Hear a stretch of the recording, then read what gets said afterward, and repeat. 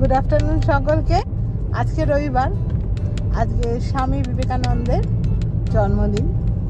তো আজকে ছুটি ছিল, তো সকালে আমাদের স্কুলে প্রোগ্রাম হয়েছে, সেই স্কুলের প্রোগ্রামটা অ্যাটেন্ড করে আমরা বেরিয়েছি ভাত খেয়ে। এখন যাব বালুরঘাট পেরিয়ে হিলির দিকে।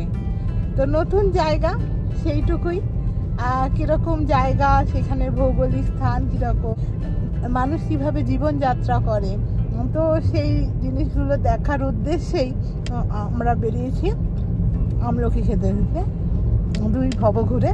তো সঙ্গে থাকুন, দেখতে থাকুন। সুন্দর একটা রোদ উজ্জ্বল দিন আজকের। আমরা বেরিয়েছি প্রায় 1:30টার সময়, আর আজকের আমাদের পথ প্রায় 100 কিলোমিটারের মতো।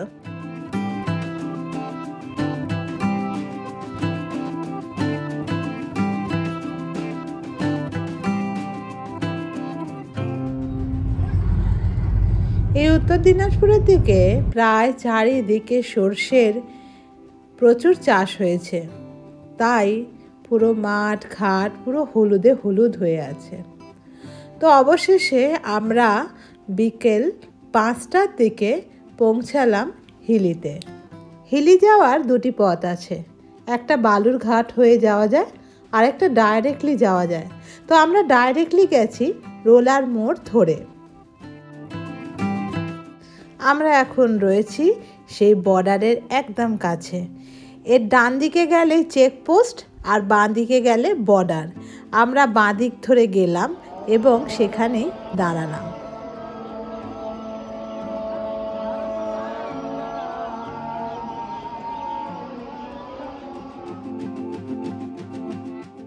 সামনেই একটা শিব মন্দির দেখতে পেলাম।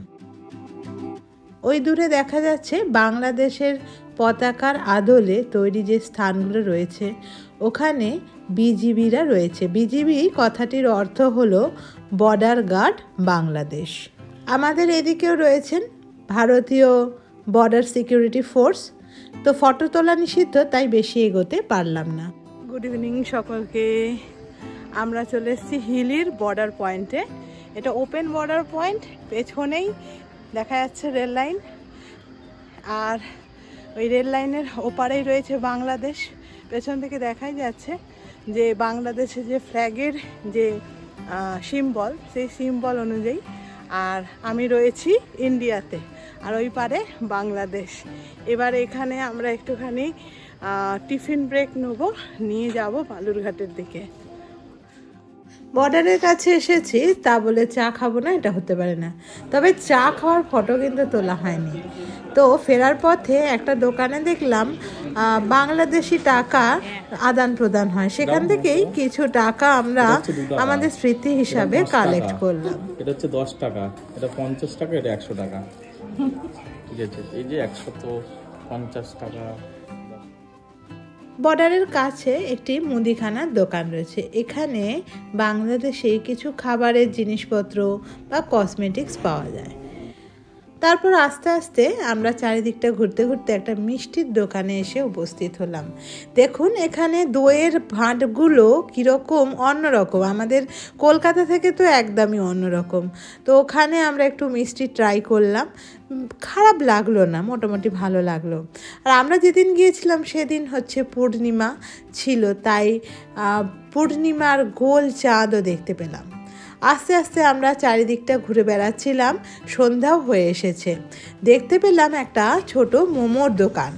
তো 30 টাকা করে প্লেট ছিল এবং খেতে দুর্দান্ত টেস্টি ছিল। তো মোটামুটি এই ছিল আমাদের হিলির অভিজ্ঞতা। তারপর ওখান থেকে আরও 40 মিনিট মতো জার্নি করে আমরা পৌঁছে গেলাম বালুরঘাটে। তো বালুরঘাটে অনেক কিছু দেখার ইচ্ছা ছিল, কিন্তু সময় আর হলো না, কারণ সন্ধ্যা হয়ে রাত্রিও হয়ে গেছিল। তো যেটা পথে দেখতে পেলাম, একটা ফুলের মেলা চলছিল একটা কালী মন্দিরের সামনে।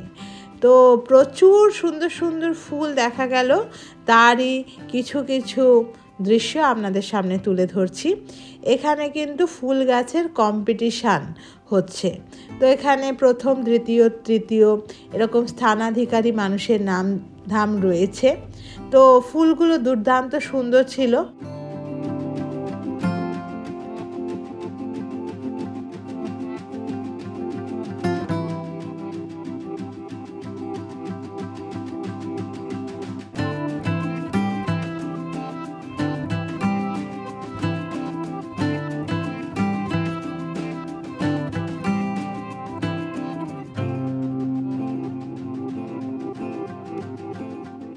এখানে কিছু ফলের চাষও দেখলাম, কিছু সবজির চাষও দেখলাম। তো এই মেলা দেখতে মোটামুটি প্রায় আধ ঘন্টা লেগে গেল। তো এখানে অনেক ফটোশ্যুট করলাম।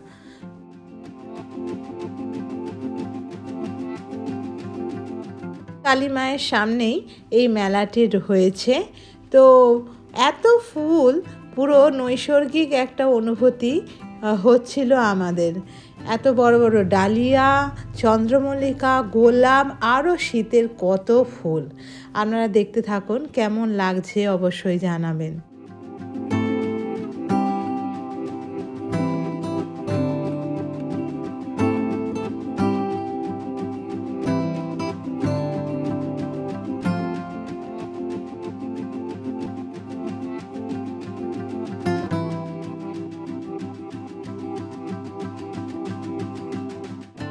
এই ফুলের বাগান থেকে আমরা সরাসরি চলে গেছিলাম বালুরঘাটের এম বাজারে।